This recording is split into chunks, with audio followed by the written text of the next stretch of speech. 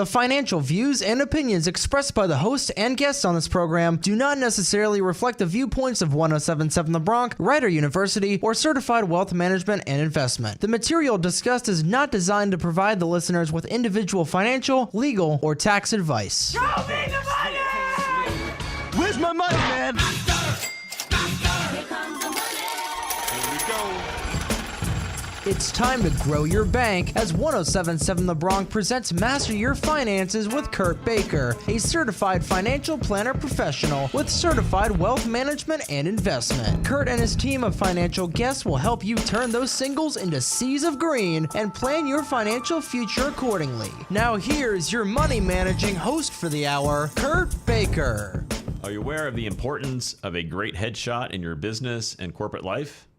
High-quality headshot photos serve as windows through which potential investors and employers can examine not only your company, but also you.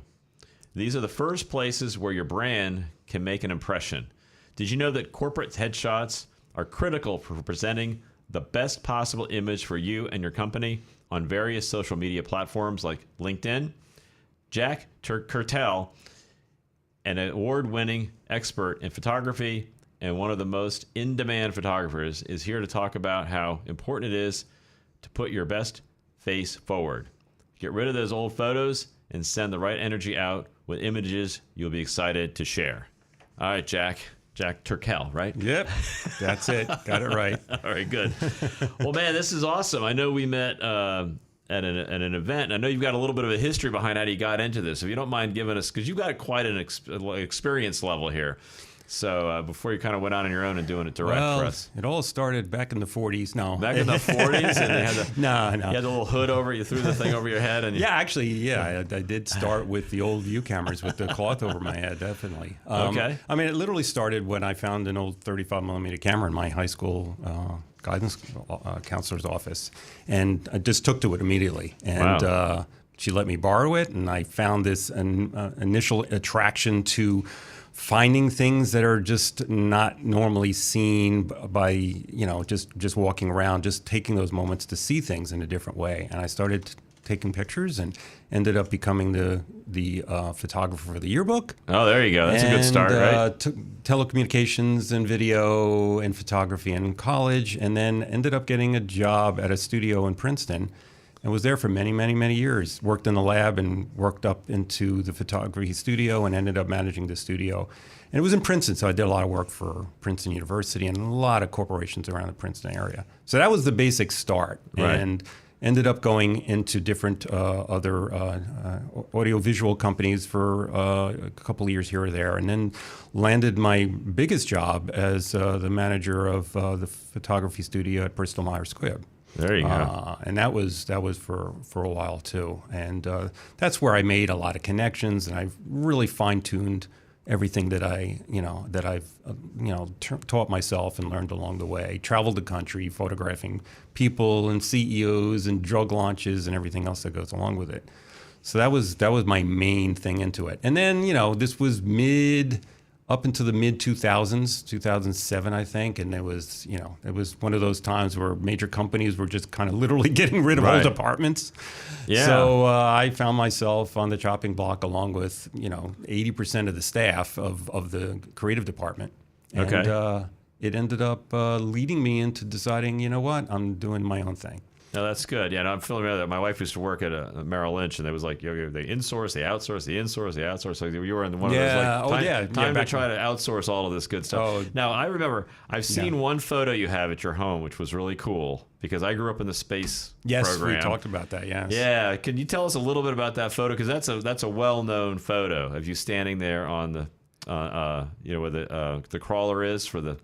Remember? I'm not sure. Where all the one. photographers are standing there? Yeah. On the last launch of the space shuttle, Right. and I managed to be part of a group of people that was there for the last launch as part of the press photographer. Uh-huh.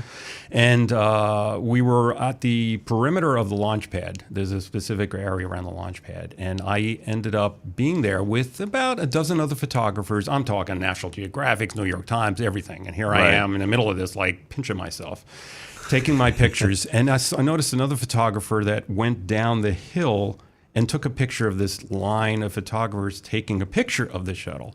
And I saw it in, I don't know if it was National Geographic or where I saw it, but I'm like, oh my God. And I'm like, there's me. So there's this interesting historical photo of this last launch of the photographers lined up, and there I am. That's really cool, though, that the photographers were getting photographed of the last launch of the shuttle. And that's cool, because most people they would recognize, they don't think of, they can't remember now, they would definitely recognize what they saw, because it's been everywhere, this photo. Yeah. It was just really cool. I know. I actually got in touch with the photographer, and we had a nice conversation about it, too. Yeah, that was great. I mean, I love doing that sort of thing. When I I got involved in doing that and going for launches and being part of that. I grew up in the space age. I grew up the year NASA was formed. So yeah. That was that is cool. So you've got quite a diverse background as far as how you got into this. So then so I know you got all kinds of great stories. I'm sure you can tell us about your career. So kind of tell us then, once you left BMS, then you said, okay, what next? You go.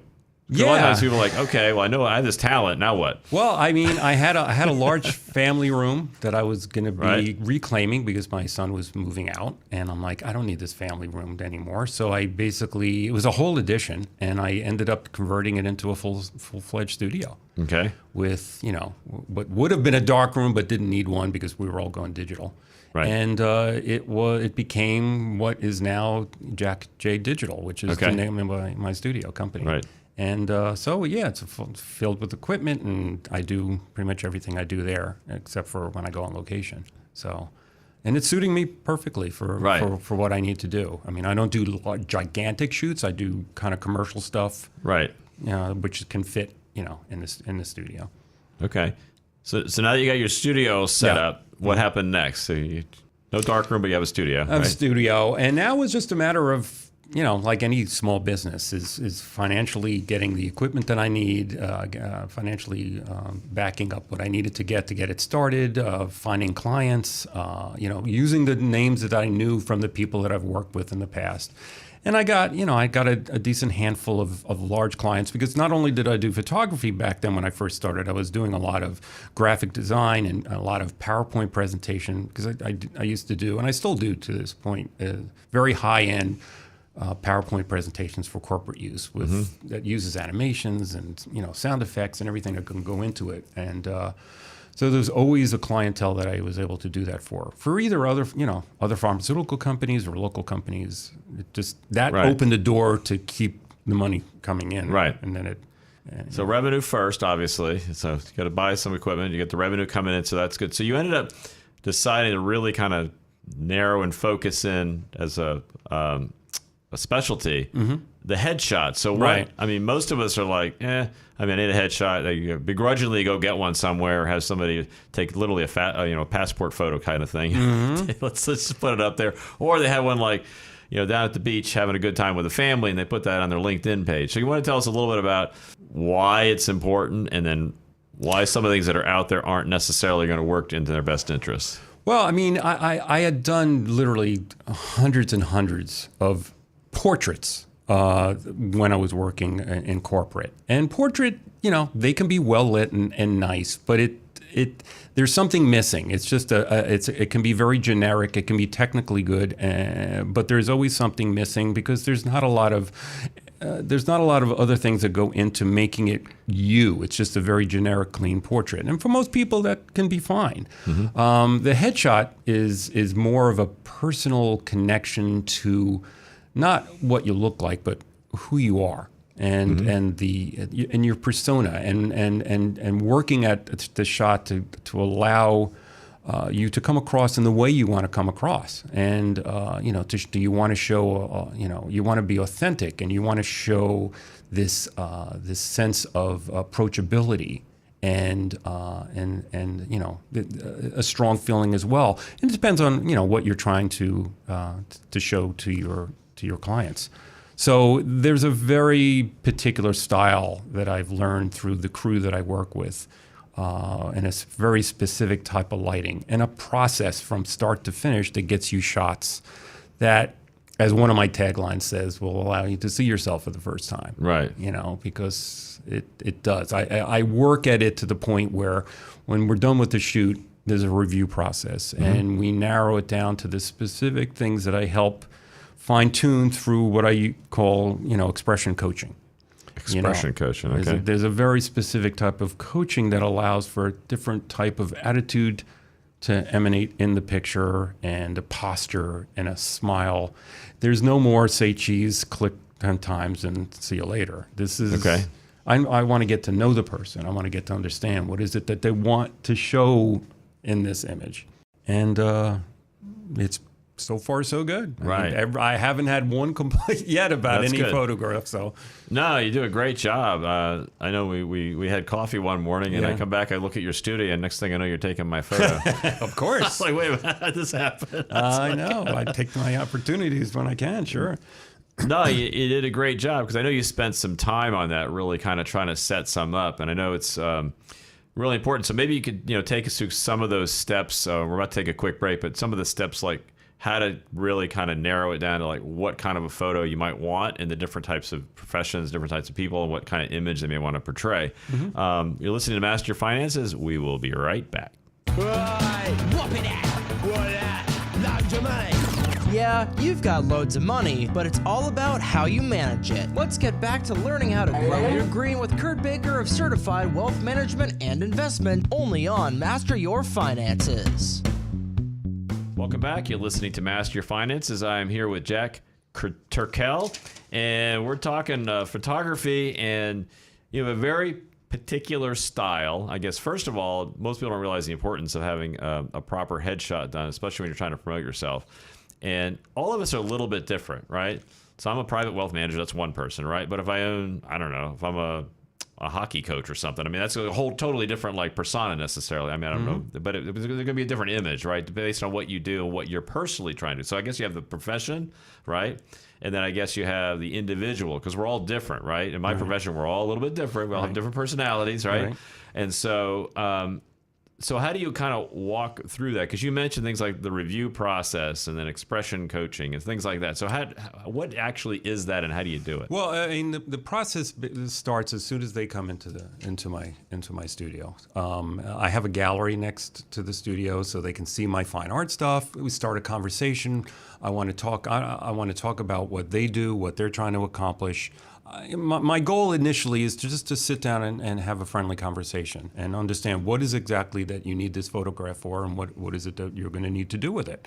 Once I have that in mind, we sit in the studio for a little bit. I explain the process, and then we start shooting. And technically, it's very specific because like I said, I have a very specific lighting setup, but I have a large screen monitor that's connected to my laptop, and the laptop is tethered to my camera. So as I'm setting up the lighting, and as I'm explaining to whoever's in front of the lighting what to do, I'm seeing exactly what's happening, and I'm making adjustments on the fly. The person is seeing the final shots as it's popping up on the screen, if they want to, and I'm looking at the shots beforehand.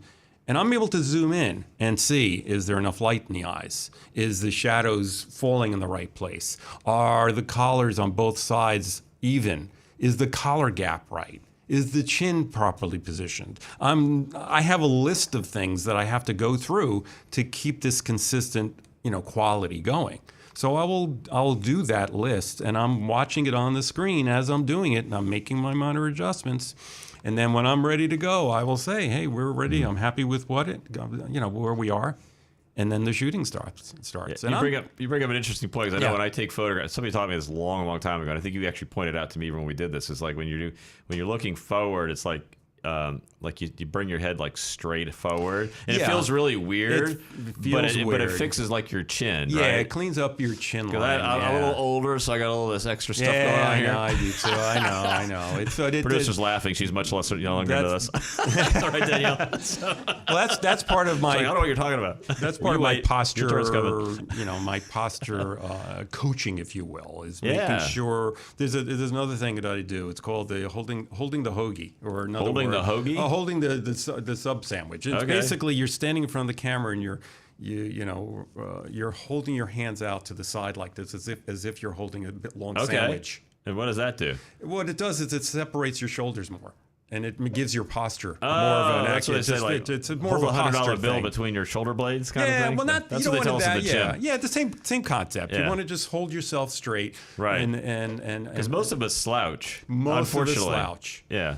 And the angle is important. And if one of the things that I've learned over the times that I do this, when I get my shots looked at by other photographers as we inspect each other's images to help each other. That's great. Is we do this all the time. At least once a week we get together and we have a critique. And Okay. That's got to be brutal when you have your it can peers be. critiquing you. Because they know what to look for, right? Yeah, we know exactly, and but it's an incredible amount of knowledge that you learn, Right. and it helps. And I'm not afraid to keep learning how to keep perfecting. Oh, this, absolutely. You know, so I get all this information, and it helps along the way to just keep perfecting it. But all this posture and the lighting, it's I know what to look for, and I go for it, and Right. and then we keep shooting and until we're both satisfied. I always suggest having at least 2 different changes of clothing for men, Okay. a shirt or tie or a jacket.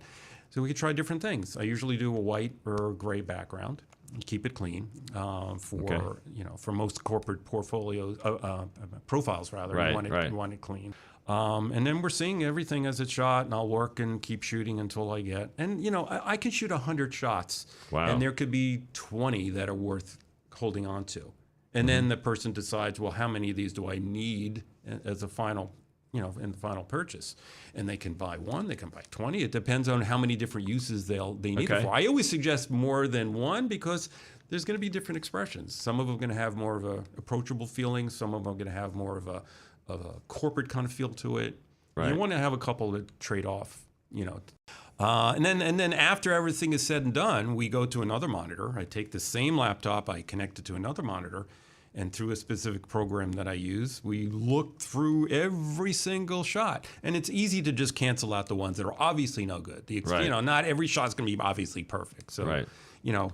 we delete the ones obviously with our eyes, closed or the expression isn't right, and we just keep narrowing it down. And you're part of that process. I will certainly let you know what I think is best. I've been doing this so many years Right. that I can very easily pick out the best shots, and it's 99% of the time it's the client agrees with me. Okay. So, but I want the person, whoever I'm photographing, to be part of that decision. Right. And then those are chosen, and the ones that are purchased are then taken up to my other office and brought into other programs, and then I retouch them to perfection. Not over. I Okay. mean, you can over retouch. The quality of the image is good enough where there's not a crazy amount of retouching to do. This basic little here or there. There's certain things that I do to kind of brighten parts of the face and to obviously minimize. I don't take away, let's say, people that have lines or wrinkles, Right. but I soften them. Right. Any blemishes that need to be removed. But I always ask the person, Right. do you want these to be there? Is this part of who you want to see in your image? And if they want them there, of course I go by their Right. wishes. But there's always a softening, a general softening and cleaning up of just things that just have a certain quality of color theory and light. It's very important to get the color right, because if the color is not right, Right. you can have a great shot and the color's off. So skin tone is very important. Is it more difficult? I know you've done both film and digital photography, so I know some things. I remember when, like, my wife switched. She was doing in school. She did like photography with a regular camera, film, and then it was a little bit of a transition when you do digital. Isn't it different? Like what you see when you're looking at the film as opposed to don't you have to like?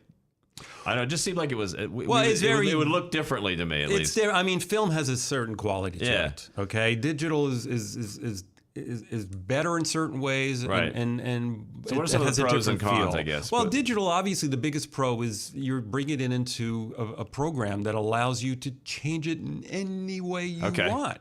Right. If the color's off, or if sometimes I've had clients where their skin tone is different. It's like their cheeks are redder and their chin is redder, or they got a little blotchiness of skin Right. tone. It's my job to kind of even that out. Right, right. If they agree to that. Right. And that's something you do in digital. You know, you can I little can bit easier to do pinpoint there. a specific, this very specific color in the skin and Okay. isolate that, and then remove that and leave everything else Interesting. alone. It's a lot, you know. It can be a lot of work, and Right. you have to know how to do that. And then, you know, certain ways that certain areas are brightened and emphasized in a way that just cleans it up and makes it just jump out at you. Yeah. And you know, in film, you would have to scan it in and then work digitally. Okay. You know, you can have that option, but yeah, I mean, once I went to digital, it was like Because the resolutions are pretty high now, right? Because I know gosh, when we yeah. originally went to digital, it was kind of like they were inferior to the film because the film was like a piece of digital film. now? Yeah, I've already made your headshot into a billboard already. So Oh no! Oh my gosh! no, but it can. I can easily take one of my shots and I just blow had it up 6 flashes of feet "I Love long. You, Man." Did you see that movie? "I Love You, Man" with a billboard. It's like, oh my god, what'd you do to me?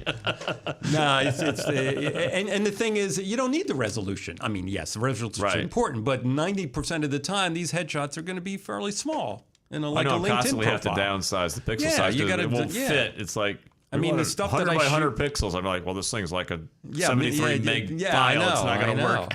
I mean, out of camera, my image is 60 megs. There you go. Yeah, I knew they were huge for the As start. a JPEG, if you know what that is, a JPEG is maybe 5 megs, and that's crazy big. Right. You know, and nobody needs that resolution unless you're making huge prints. You Right. know, but the quality, you have to start with good quality. You know, Right. it's a starting point, and then you just downsize it to whatever's needed. You know, a certain crop. I always give several crops. There's a vertical crop, a square crop if they need it, Right. and a certain stylistic type of crop that I've used from the group that I work with that cuts off, and people think that's kind of weird, cuts off the top of the head. But when you see it, you understand. I have seen that before. Understand? Yeah. I mean, some people it works. It depends on what it is you're using it Okay. for. It's just a headshot is focused on your face and your head. Right. You don't want too much below the collar. You don't want too much above the collar. And I always give that You option. get a little more of the face, right? The It's actual. all about the face. Yeah. It's all about that expression and face. That's awesome. All right, man. You're listening to Master Your Finances. We're going to take a quick break. We're not just doing this for money. We're doing it for a shitload of money. If you want to learn how to make and manage that kind of money, turn the volume up as we get back to Master Your Finances with Kurt Baker of Certified Wealth Management and Investment. Welcome back. You're listening to Master Your Finance. I'm here with Jack Turkel, and we're talking headshots, which honestly, it was one of those things that I knew I should be doing but didn't do until like somebody said, hey, go down here and get a headshot done, right? And first of all, I didn't really even know where to go, frankly, which is interesting. I didn't realize that people actually specialize in this, which was kind of cool. And this is going back a long time, let's just say. I won't give you the dates. Let's just say it's a while. Because as we got on the social media and as you got on like the internet and all this other good stuff, those that remember pre-internet, it started to become more and more important to get this thing on there, right? So now I know you get these large photos. I know you have to make them different sizes, so you do the different, parameters, right? Like tall and square and all those things. But there's also different pixel sizes, right? Based on where you're going to post it. If it's on your little Facebook profile thing, right? That's tiny, right? Those things get like pushed down way tiny. Other things can be a little bit bigger. Like if you're going to send it to a printer, they probably want a little bit bigger file because they're going to put it on a machine if it's a large enough like photo, right? If you're going to do like you said, the billboard might need a little bit higher resolution, than your profile picture on social media. Any good professional camera is going to have 20, 30, 40 Right. megapixels, and that's more than enough for most anything. So you can hold on to those and have the different sizes, which is kind of cool. Yeah, I hold on to the Masters high res, and the client I never send the high res, and if they request it, I certainly give that to them. But the Most high people res don't is need way more than anyone actually needs. Right. Because a screen on a computer screen, it's 72 dpi. Right. As opposed to 300, which is what a high res would be. Okay. You're not even seeing it on the screen, so you don't need that. Right. So you have to compress it in a certain way that holds that quality, but doesn't need all the pixels. Yeah. Okay, cool. This sounds like the old vector versus. I remember that. I remember learning that, like the different kind of like formats like, oh my God, I can't believe how many there are, right? Well, so it's yeah, kind of cool. vector. We won't get into that. We won't Yeah, get into yeah, no, that's a But whole different I know show. you do other things as well because you got this long history. So obviously we know that headshots are really important. Getting it professionally done, getting it correctly done to basically show who you are in whatever context you want that to be, right? Whether you're a certain profession, an attorney or whatever, or if you're something else, maybe you're I don't know, maybe you do a comedy, stand-up comedy or something for a living. You have different like personas you want to put out there, right? Well, real estate is a big thing because There you go. I'll get It's the huge. I'll get the local newspaper from my town, Yeah. and there's always big spreads of the huge. page that has a specific real estate company, and there's like 20 realtors with their pictures on Right. it, and they're like all over the place. Some of them are selfies, some of them are like regular Right. nice portraits that Right. are sufficient for what they think they need, but there's no consistency, Right. and some of them is just I would never use. So part of my job is to try to find people who can use the consistency of that sort of Right. thing, where you can have 5, 10, 15, 20 people, and they all have that same quality. Yeah, you would think a look. real estate office would be interested in having their You would think, each of the yeah. Of course, some of them are kind of quote self-employed because so they kind of just work there. But it's Right, it says this exactly. relationship they have going on. But it would be nice to at least encourage a similar format. So the photo, and the other thing I've noticed, frankly, and I'm sure this is every profession, but realtors in particular, I don't know why. It seems like when sometimes you meet them, the photo is very out of date. Let's say. Yeah. I'm that's like, something I have to I'm like, convince guys, that doesn't really help you by having something that's not actually accurate. Because if somebody can't recognize you easily from your photo, you probably want to update, and you can do it in a way that's nice. I mean, we all do age, so we have to that's the life, But I think it's more appropriate to match closer to who you are, and whatever image you want to portray, and keep them up to date. So, how often should somebody think about I have a photo? I don't know. I think mine's 4 or 5 years old now, right? So, at what point do you say, okay, probably time to update the photo? I generally go by. You don't want to go any more than 5 years. Okay, so 5 years is kind of 5 the years time is the absolute max. I Okay. usually tell people to revisit their profile pictures at least every 2 years. Okay. Because your job may change. You end up wanting something different anyway. Right. You don't want to have this. People even make this subconscious note about this same picture that's been up there for years. Right. What's this person look like now? Right. They want to know the authentic person. Okay. So you want to revisit it. I mean, again, once a year, I'd say just revisit it and ask yourself, what do I need to kind of represent myself in a different way? Do I need this picture to be improved? Because we all even get tired with our own picture. Right. And you get a really good one, then, you may want to stay with it a little longer. Right. So, it's, I mean, I've had people, and even in people who I've had people that come to me that want their picture, a headshot for a dating website.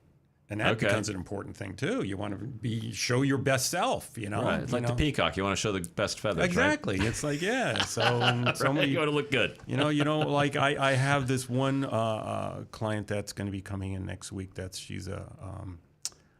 She's a realtor, and her picture is like her standing next to her car. I'm Right.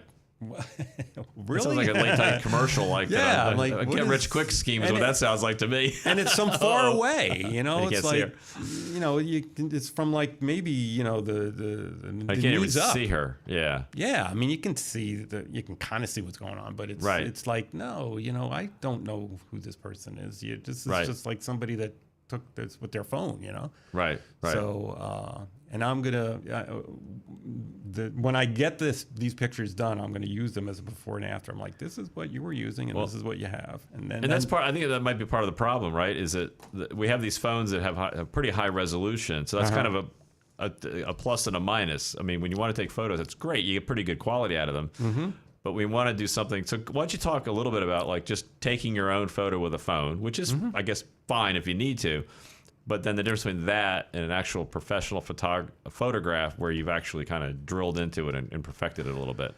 Well, the main difference is obviously the quality is going to be better, Right. And the control of the lighting is going to be better, Right. And my technique takes into account the height of the camera.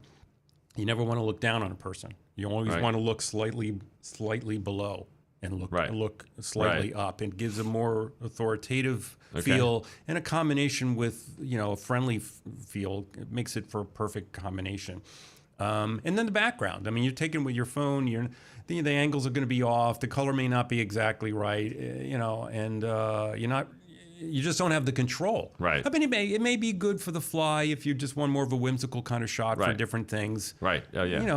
Plenty of people are happy with just, hey, this is good enough. Right. But if you want to take it to the next level, if you're in a business, if you want to really show yourself in the best light possible, you want to, Right. get shots, as like my other tagline says, I take headshots that turn heads. Right. So, and I think sometimes people underestimate the value of the branding side. Because you mentioned the branding, right? So what do you want? Literally, a photo of yourself is a big part of your branding, right? Oh, yeah. Because that's like the highlight of any website you're going to have, the highlight of any flyer you may put together. If you put it on having to put it on your business card, if it's on the business card, that's going to everybody. Yeah. So sometimes you're like, oh, you spend all this money on the website, you spend all this money on other things, but you're like, well, this is like, and they even spend money on the logo and all the fonts and whatever goes into the site itself. But sometimes people forget that, well, wait a minute, this is you. So Well, that you're really selling- is kind of important to make sure that looks as best it can. You're selling yourself as a brand, and the first impression is so important. Right. I mean, when you see that picture for the first time, we subconsciously decide right then and there, is this person approachable? Is this person likable? Is this somebody that I want to do business with? We don't even realize it, but we can be judgmental according to the image that we see. Right. And we can decide on a particular person we want to work with in certain professions or politics or anything by, I just don't like the way that person looks in that picture. And Right. that can be all it needs to decide against or for. So yeah, it's your face is your brand, and Right. you want that to be as best as it can be done. Now, you told me, or like, not everybody feels like, well, I can't, well, I just don't take a good photo. There's no such thing. Okay. So how do you address that when somebody says, well, I don't want to get my picture taken. I don't like my pictures. I don't like this. They complain. They go down to I call it the DMV. I think they call it something else now, but Department of Motor Vehicle. I think it's Motor Vehicle Department or something. I don't know, whatever it's called now. But you go down there and you're like, oh, I hate the photo they do of me, right? So, Well, yeah. I mean, I mean, they're constantly complaining about their photo and how they look in their image. Well, where this one you control, Yeah. right? So, what do you say to people? Say, I don't take a good photograph. What do you say to them? let me show you that it can be possible. Because we're all different, right? Our we're all complexions are different. You know, skin tones are different. Yeah, I mean, glasses, hair is different. hair, everything is Yeah, different. beard, no beard. I mean, all kinds of things going on, right? So Yeah, dark yeah. eyes, light eyes. I know, but there's a way to get around that. To there's no magic button. I mean, you still have to Right. do You what don't I have the do. perfect photo button on your camera? No, that's the next model upcoming. Okay, I like that. I get to so many people that come in and go, and for people who have a weight problem, will always ask me, "Where's the button to make me thinner?" Right. I get, you know how many times I get that line. Okay, And that's funny. my answer is usually, well, first of all, it's headshot, so you're not, Right. But it's like you want to be you, but you Correct. want to be the best version of you. Correct. I agree. So. And I keep working at it until you are happy and satisfied Right. with what you see. Yeah. And I can take weight off, your face. I can do any kind of magical thing you want, Right. but you don't want that. Right. You want the authenticity is important, and It's like all the glamour magazines. They find out later on that the people don't actually look like what you see on the photo. Oh, on, gosh, on the no. cover, you're like, wow, how does he or she do that? You're like, well, it's actually not completely real. it's So- there's a lot, It's a lot a of little bit of fakery. fake going on here. A lot So of fakery, and now don't it's try going to into- mimic them because you're never going to look exactly like them because they're a photograph, all right? I know. We're But gonna it's- get into some other things you do. You're listening to Master Your Finance. We're gonna take another quick break. Do you want to prevent this from happening to you? And it's gone. It's all gone. Listen closely as we now return to Master Your Finances with Kurt Baker of Certified Wealth Management and Investment. Welcome back. You're listening to Master Your Finance. I'm here with Jack Turkel, and we're talking headshots. And I honestly didn't realize quite how so much was going on with the headshots. I know I got one before I visited you, and they kind of moved me around, did this, did that. But you were actually a little more specific. It was kind of interesting, the interaction that we had. The lighting and the positioning and all this other good stuff, which was kind of cool. But that's important for branding, like your number one thing, even above like probably your logo if you have like a personal business, especially like a realtor. I think it's huge because they tend to put those out everywhere. But a lot of other professionals, I know advisors like myself, wealth managers, they need the same kind of thing. So certain professions, you definitely want to make sure it's done correctly. But you do some other things as well. I know you have quite a career. So you want to tell us a little about some of the other things and how that's kind of different from what you're doing right now? I mean, in general, after I left corporate, I did a lot of commercial work. You know, a lot of companies that are in electronics and food and different things, where I would bring in different components and stuff, and I'd combined it in different ways and light it in certain ways for their brochures and their websites. And then I got connected to a wonderful chef, an Indian chef. That started me on that path of doing more and more professional food photography, and I did that for several years until COVID hit, and that changed things a little bit. But I ended up doing like 5 cookbooks, and had an opportunity to my studio and kitchen were filled with food for months doing some of these books, and I got to eat a lot of it, so it was kind of a win-win. So I know food. I've heard. At least this is what I read. Like sometimes when you see these things on like television, frankly, what surprises me is like I'll see a certain like hamburger on television, then when you go see it in the store, it's like, oh gosh, that doesn't look anything like that, does it? Well, but I know photographing food is a little bit tricky, right? Because sometimes they tell me they use like, this is not actually, I don't know what the components are, but some of the items are not actually real. They have to put in other things sometimes because the heat of the lights will like melt it. Like if you try to take a photograph of, I guess, of ice cream, I'm going to make one up. I don't know if that's true or not, but I mean, it's like by the time you get it's positioned, the ice cream's starting to melt already. Here's a trade secret. Ice cream is mashed potatoes. Ah, there you go. See, with colored dye in it. Yeah. Okay. That's one of the things. Okay. But fortunately, the chef that I worked with, his name was Hari Nayak, and he was more on, I don't want my stuff to be affected in an unnatural way. I want it to look as natural as possible without me doing anything to it. Wow. Which is great because I was able to eat a lot of it too. There you go. I'm like, are we done? Are we done with this shot? On to the next one? Okay. Now for sure, right? You know it all. I've eaten an amazing amount of variety of foods. There you go. But yeah, it was, there's a lot of different little techniques. I mean, Elmer's glue and for milk in a cereal bowl. Okay. Elmer's glue. Yeah, you don't want to have that afterwards. No, you might have some people on set that were very upset that they took a bite out of your cereal after the shot was after the photo shoot was over. If you want to shoot, awful. This is awful cereal. If you want to shoot a cooked turkey, you shoot a barely cooked turkey and cover it with barely cooked turkey and cover it with shoe polish. Shoe polish. The right color shoe polish. You paint it on, and it just looks like it's perfectly browned. Okay.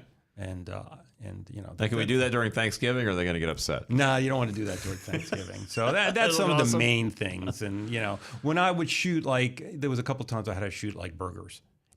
And the burger is built from a layer up with the perfect amount and quality of each piece. Right. Where it's perfectly layered and sprinkled with. Takes less than 35 seconds to make the whole thing. I mean, it takes more than that, I guess, when you're actually photographing. Yeah. Excuse me, the other way around. Yes, definitely takes some time. And then you use glycerin, glycerin liquid, to spray on the lettuce and stuff, so it sticks. Or on the outside of glasses, so it sticks. Otherwise, it just all drips down. Interesting. So little tricks like that. But it was a great. I had a lot of those shots. I know. I saw they're gorgeous. Yeah. I know. Makes you hungry when you look at this stuff. Yeah. Well, that was my goal. It definitely worked. If your mouth is watering, I did my job. Is what I used to market it as. So, COVID kind of took that away, and I wanted it to kind of focus on other things. I still do food when it comes up, but I'm putting a lot of my effort into perfecting this headshot thing. Okay. Well, that's really awesome. So I know you got a lot of photography stories you can tell us, right? Yeah. I mean, I could be here for an hour. I know you can. I know. I mean, photographing my son and I climbed Mount Fuji. That's cool. And I had an amazing opportunity as just a fine art photographer when I'm not trying to do my studio stuff and do client-based stuff. I'm out there just photographing, the beauty of the world. Right. And, my wife and I travel as much as we can. And she's used to me kind of staying back and going, hold on, let me get this So shot. do you see the world through a camera lens? More no so matter than, what you're doing, you're walking around like, oh, that'd be a nice picture. Oh, that'd be a nice know. picture. Oh, that'd be a nice picture. And it always fascinates me because I look in the camera and it's like I question, what is it in my brain that tells me, okay, I have to click this. I mean, it's something particular or something that's coming from outside to my brain, or I don't know exactly how to put it. But there's something that happens in the composition and the color and the positions of things that I'm seeing that allows me to come up with that conclusion that this is what's going to be what I termed wall-worthy. Right. Wall-worthy. You know? Okay. Wall-worthy. You know, where you take that shot, it's like, I know this is going to be a good shot. And Right. I strive for finding those things. So I have a whole portfolio of kind of interesting, eclectic things of, the stuff, all the travels that I've done. So what are some of your most interesting interactions you've had with different people when you're taking your photos with them? Like, 'cause I know you were out and about quite a bit. Well, yeah, I mean, going back to the NASA days when I photographed the space shuttle, I would bump into people who I bumped into this guy. I went to this. I had the opportunity to take the bus of press photographers to this location where the astronauts actually watched the launch from. Okay. And there was a guy there that had been there since the early '60s. Okay. And worked on the Mercury project. Wow. And I ended up John just Glenn. having an amazing conversation with him, took pictures, I videotaped him talking to me, and I got to meet some of the astronauts and taking pictures of them and knew some of them, but it was just kind of cool because I'm a kind of a, bit of a science space nerd when it comes to that kind of stuff. Right. So I loved interacting with those people, and because I was there photographing the very first launch of the shuttle in 1981. Okay. Which was, I was a young, kid, and just having that opportunity and standing there and seeing that behemoth of a rocket Right. up close and personal was something I never imagined as this kid from Brooklyn never seeing, Right.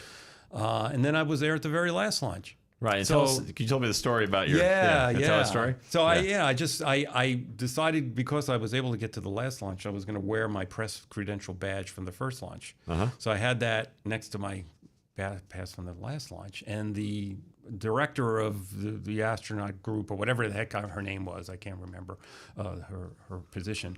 She saw this and she's like, and she remembered me from the other time. She's Wow, Jack, come that's with cool. me. And she took me into the astronaut's office, and I was like sitting there talking to all these astronauts, and they're all like, they were impressed that I had Sure. been there from the very beginning and did the first. They were probably all in launch. training and stuff, or maybe they weren't even that far along, right? Yeah, The yeah. astronauts were probably just thinking, I'd like to be an astronaut someday, and you were actually there meeting some of the I early know. astronauts. Mike Massimino, who was one of the guys who fixed the Hubble, he was Right. one of those top guys. I remembered him because he's just a really cool guy. I kind of connected with him, and I said, Mike, how you doing? You're like my favorite astronaut. I was like little starstruck, and he's like, wow, you actually know who I am. And so I got these pictures of us together and stuff, and sent it to him, and it was kind of cool.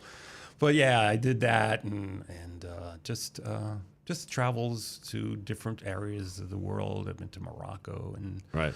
the Yucatan, and when I can, I do Right, that. right, And right. I got a ton of stuff on my hard drive that my son constantly complains, like, Dad, you got millions of shots on your hard drive, but you got to get them out there. Nobody sees them. Right. I got to go through them and get some of them out there. And then I go in some, I have some shots at the Ellerslie Museum in Trenton. Okay, the museum. Wow. The museum, nice. museum purchased one of my shots. I did a series of shots when Trenton High School was being demolished. Right. And I just decided to myself, I said, I got to do a documentary. Yeah, that about was a this. historic building back then. Yeah, That was a pretty amazing building when it was first built. It was, Yeah. but it needed to be redone. Right, So I right. spent a week with the students, walked around school, took pictures of the classrooms, the kids, did a whole documentary, had a show about it, Oh, that's great. and that was really satisfying. And Okay. then the museum bought one of those shots, so that's So now like part of permanent history of Trenton. That's cool. Permanent, That's awesome. history, Yeah. So what's next now as far as yourself and photography in general? What do you see happening going ahead from here? Well, this is I'm putting everything into perfecting what I'm doing right now, Right. and just getting the word out there that it makes a difference to Right. do it right. Right. and to think about what a difference it can make if it's done with the quality that it can be done. And they can see some of your shots. How can they see some of the shots you've done on your site there? Right now, my website, which is always a work in progress, is basically the name of my studio, which is jackjdigital.com. And it's JACKJAY, not just the letter J. Right. And they'll see a dozen or so shots there. I'm always changing them and putting different shots up there. And you can find my same shots and new shots on Instagram as well. Cool. All right. Well, Jack, it's been amazing. Here with Jack Turkel, we learned a lot about headshots, the importance. It's a big part of your branding. You are your image, the first part of your image, right? Even before you do your logo and all the other stuff. So it's really important to get it right and make sure it really emulates who you are and what image you want to portray. Thanks again, Jack, for coming on. You're very welcome. You're listening to Master Your Finances. That's all for today's episode of Master Your Finances. Miss Kurt Baker's biggest money managing tip or even a full episode? Head on over to masteryourfinances.us or 1077thebronx.com/masteryourfinances. Look for Master Your Finances on Anchor, Spotify, or anywhere you get your podcasts. We'll see you next time, only on 1077 The Bronx.